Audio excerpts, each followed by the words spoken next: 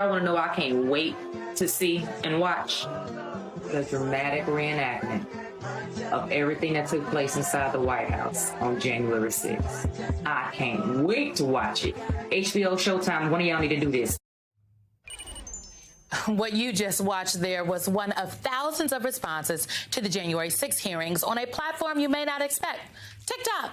A recent Washington Post article highlighted the growing number of TikTokers recapping and responding to the committee's revelations. That's right, y'all. While millions of Americans tuned into the hearings through traditional media, political TikTokers have brought the committee's findings to a whole new demographic. So why should you care? Here's why. More than 60% of TikTok users are under 30 years old. TikTok is also the only social media app that hasn't seen a drop in usage among Gen Z, and that's according to a Piper Sandler survey. So while many TikTokers aren't tuning into C-SPAN, they are getting the basics with recaps like this one. Take a listen. Hearing focused on how Donald Trump not only didn't do anything, but it was an active choice. His call logs are missing time during the attack, as well as his diary. We only know what he was doing because of witness testimony. We do know, though, that he was sat in the dining room watching TV while the attack was going on. We know that he did not call law enforcement or military. That was Pence. We do know that he did call Rudy Giuliani as well as several senators to try to convince them to not certify the election. We heard from White House staff that he did not want to put a statement out. He was very reluctant to do so. We heard some of the Secret Service radio during the time. We also heard about how the agents were terrified for their life and giving very personal messages over the radio for colleagues to relay to friends and family. That was comprehensive, okay? So what does this phenomenon tell us about new frontiers in political discourse? Again, I'm very glad you asked. I brought somebody to discuss it with us. Shannon McGregor is the assistant professor in journalism at the University of North Carolina at Chapel Hill. Welcome to you, Professor. So let me start here. Why do you think TikTok recaps are some people's preferred way of getting the lowdown on these hearings? For some people, it may not even be their preferred way. They're just coming across it, right? Being incidentally exposed through the For You page. But for people who are seeking it out, it makes sense. This is a platform they're already on, so they're familiar with it. It's coming from users or even types of accounts that they trust and feel familiar with. It looks like the other things they're getting on TikTok, it's just about January 6th. These types of recap videos have been popular not only just on TikTok. We've seen this on YouTube previously as well, creators sort of breaking down the news. And so we're just seeing it now in this new platform, particularly around this event. So I think this is great that people are getting engaged. But the one thing that concerns me about this, and I am a TikTok user, is the risk of disinformation. So can you talk to us a little bit about that and how you can spot disinformation or even red flags on TikTok and some of the social media?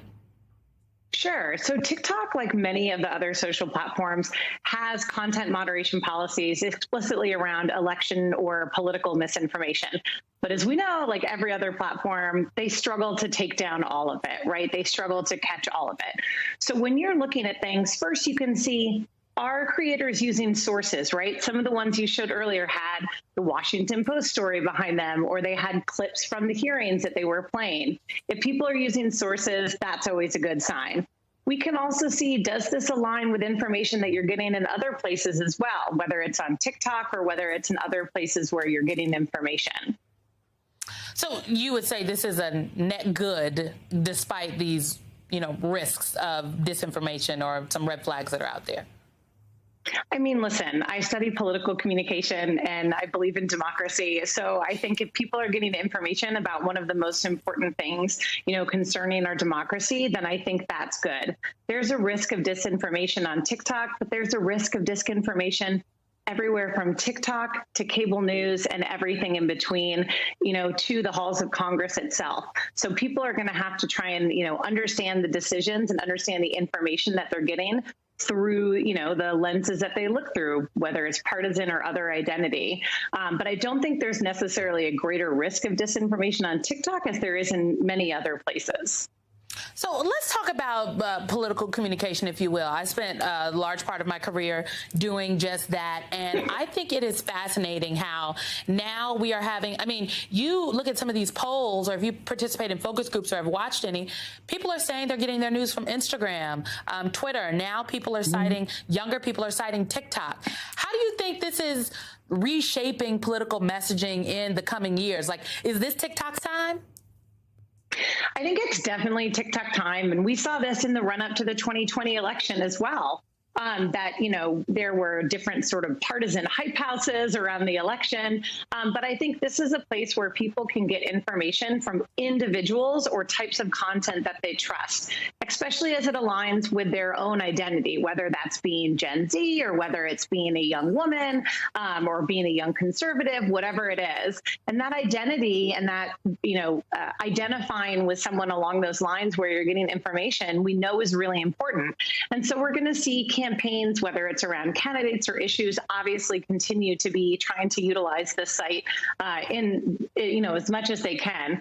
But like lots of other social media, it has to be sort of authentic and real. And if not, it's going to fall really flat and you're going to get dragged. We can see through the fake on the internet. Professor, thank you and your very fabulous nails for being here. Shannon McGregor, we appreciate your time. Thank you.